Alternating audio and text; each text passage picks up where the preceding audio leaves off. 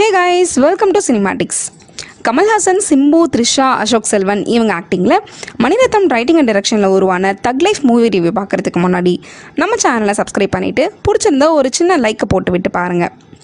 இதோட budget around 200 crores and run time 2 hours and 46 minutes. இந்த மூவியோட ஸ்டோரி சினாப்சிஸ் பார்த்துருவோம் வாங்க.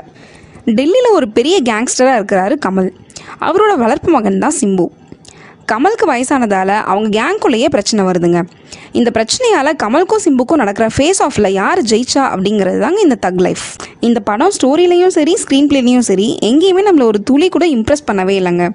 ஸ்டார்டிங் ஃப்ரேம்லேருந்து எண்ட் வரைக்கும் படம் ஃப்ளாட்டாகவே தான் மூவ் ஆகுது. கான்வர்சேஷன் சீன்ஸ் தான் நிறைய வச்சுருக்காங்க. அதுவாச்சும் ரசிக்கும்படி இருந்துச்சான்னு பார்த்தா அதுவும் இல்லை. ஒரு சீன் கூட எங்கேஜிங்காகவே இல்லைங்க. மணிரத்னம்கிட்டேருந்து இவ்வளோ லோவர் லெவலில் யாருமே எதிர்பார்த்துருக்கவே மாட்டோம். இன்ஃபேக்ட் அவரோட வேர்ஸ்ட் மூவின்னு கூட சொல்லலாம். அந்த அளவுக்கு மோசமாக இருந்துச்சு. எந்த கேரக்டருக்கும் ஒரு ஸ்ட்ராங்கான மோட்டிவ் இருந்த மாதிரியே தெரியலங்க. மூவி டியூரேஷன் ஒரு பெரிய ட்ராபேக்காக இருக்குது. ஃபர்ஸ்ட் ஹாஃபே ஒரு லென்த்தி ஃபீலை கொடுக்குது. செகண்ட் ஹாஃபில் எப்படா முடியுன்ற ரேஞ்சுக்கு தாங்க இருக்குது.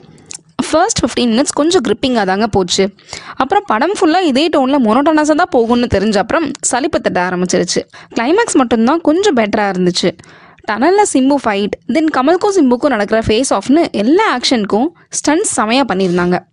ஆக்டிங் பர்ஃபார்மன்ஸ் பொறுத்த வரைக்கும் கமல் அண்ட் சிம்புட்டேருந்து ஒரு சாலிடான பர்ஃபார்மன்ஸே பார்க்க முடிஞ்சுது. மற்ற எல்லா ஆர்டிஸ்ட்டுமே அவங்க ரோலை அந்த கேரக்டர் டிமாண்டுக்கு தேவையானதை பண்ணாங்க. பட் எல்லாரோட ஹார்ட் ஒர்க்கும் ஃபெயிலியர்னு தான் சொல்லணும். இவ்வளோ பெரிய ஸ்டார் பட்டாளம், ஃபீல்ட்லேயே சீனியர் மோஸ்ட் டேரக்டர், ப்ரில்லியண்ட்டான டெக்னீஷியன்ஸ் எல்லாமே கூடி வந்தாலும் இப்படி ஒரு பிலோ ஆவரேஜில் மூவி இருக்குன்னா இது ஸ்கிரிப்ட் லெவல்லையே ரொம்ப வீக்காக இருக்கிறது தான் ரீசனாக இருக்கும். ஏஆர் ரஹ்மானோட சாங்ஸ் அண்ட் மியூசிக் மட்டும்தாங்க படத்தில் நமக்கு ஆறுதலாக இருக்க ஒரே விஷயம். நிறைய இடங்களில் பிஜிஎம் போட்டாச்சும் படத்தை காப்பாற்றிடலான்னு பார்க்குறாரு. பட் அதுவும் கை கொடுக்கல.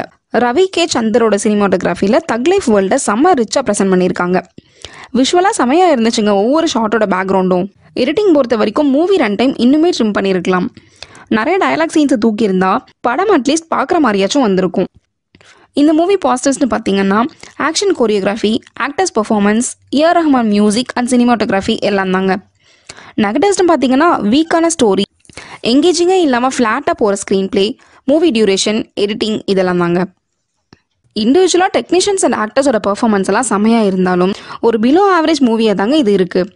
So if you are interested, go and watch the total fail of Thug Life. Cinematics rating for this movie is 5.5 out of 10. Thank you guys.